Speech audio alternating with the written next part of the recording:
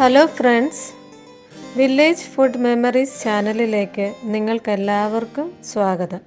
നമ്മുടെ നാട്ടിൽ butter fruit എന്നറിയപ്പെടുന്ന അവക്കാഡോ വളരെ ന്യൂട്രീഷ്യസ് ആയിട്ടുള്ള ഒരു ഫ്രൂട്ടാണ്.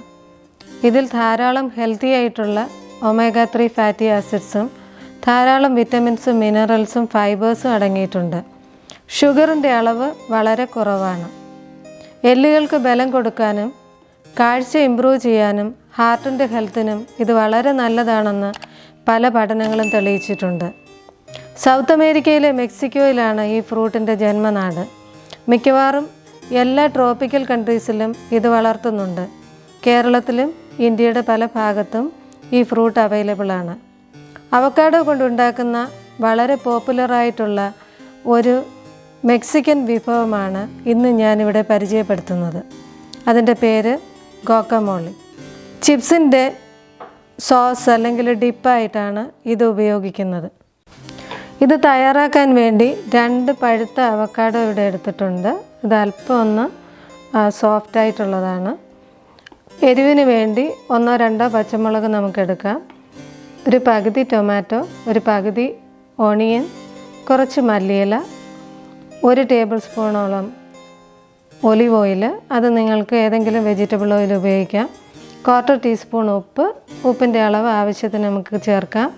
1.5 tablespoon lime juice, 1 teaspoon ഗാർലിക്കിൻ്റെ പൗഡർ, അത് ഗാർലിക്കിൻ്റെ പൗഡർ ഉണ്ടെങ്കിൽ ചേർത്താൽ മതി.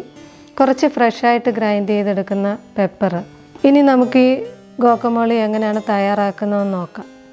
ഒണിയനും പച്ചമുളകും തക്കാളിയും മല്ലിയിലയെല്ലാം നല്ല ഫൈനായിട്ട് ചോപ്പ് ചെയ്ത് വെച്ചിട്ടുണ്ട്.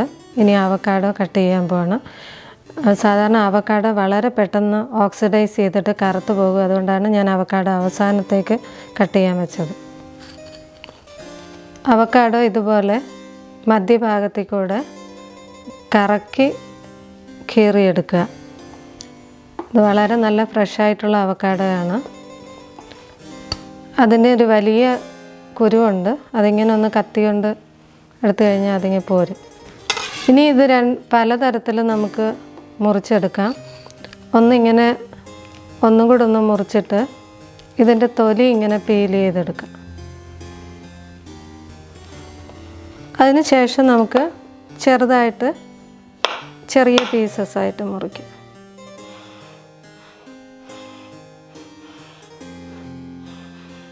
ഇനി രണ്ടാമത്തെ രീതി എന്ന് പറയുന്നത് നമുക്ക് ഇതിനെ സ്കൂപ്പ് ചെയ്തെടുക്കാം ഒരു സ്പൂൺ കൊണ്ട്.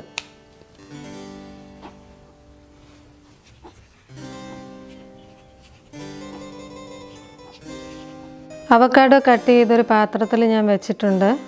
ഇതിനെ നമുക്ക് നന്നായിട്ട് മാഷ് ചെയ്യണം. ഒന്നുകിലൊരു ഹാൻഡ് വിസ്കർ വെച്ചിട്ട് നമുക്ക് ചെയ്യാം, അല്ലെന്നുണ്ടെങ്കിൽ ഒരു ഫോർക്ക് വെച്ചിട്ട് നമുക്ക് ചെയ്യാം. ഇത് നന്നായിട്ട് മാഷ് ചെയ്തെടുക്കാം.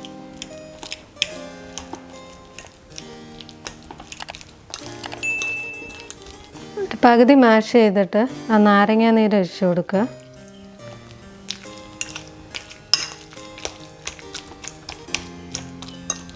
അവക്കാഡോ വളരെ പെട്ടെന്ന് തന്നെ ഓക്സിഡൈസ് ചെയ്തിട്ട് അതിനകത്തുള്ള ഒരു എൻസൈം അത് കൺവെർട്ട് ചെയ്തിട്ടൊരു കറുത്ത കളറിൽ വരും.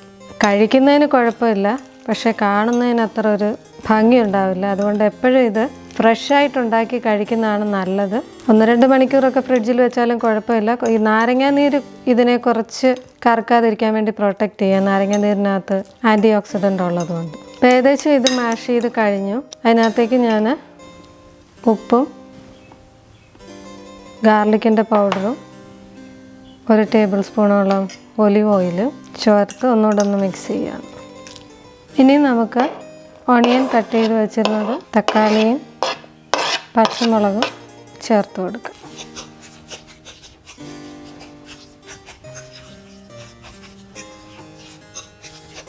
ചെറിയ കഷ്ണങ്ങളായിട്ട് കിടന്നാലും കുഴപ്പമില്ല, കംപ്ലീറ്റ് അങ്ങ് മാഷ് ചെയ്യണമെന്ന് നിർബന്ധമില്ല.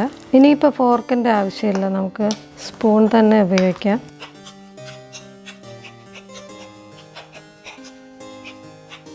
ഞാൻ മല്ലിയിലയും കൂടെ ചേർക്കുകയാണ്. ഇത് വളരെ ടേസ്റ്റിയാണ് ചിപ്സിൻ്റെ കൂടെ കഴിക്കാൻ. സാധാരണ പാർട്ടികൾക്കൊക്കെ സ്റ്റാർട്ടറായിട്ട് സാധാരണ ഇവിടെയെല്ലാം ഇത് ഉപയോഗിക്കുന്നതാണ്, അവക്കാഡോ ഡിപ്പും ചിപ്സും. ഒരല്പം ഫ്രഷായിട്ട് പേപ്പർ ചേർത്ത് കൊടുക്കുകയാണ്. ഉപ്പ് നോക്കി കറക്റ്റായിട്ടുണ്ട്, വളരെ ടേസ്റ്റിയാണ്.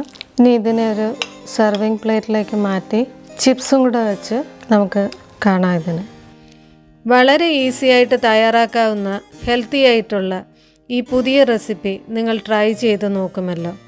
ഞങ്ങളുടെ ചാനൽ സബ്സ്ക്രൈബ് ചെയ്തും ഷെയർ ചെയ്തും സപ്പോർട്ട് ചെയ്യുമല്ലോ. Thank you for watching this video.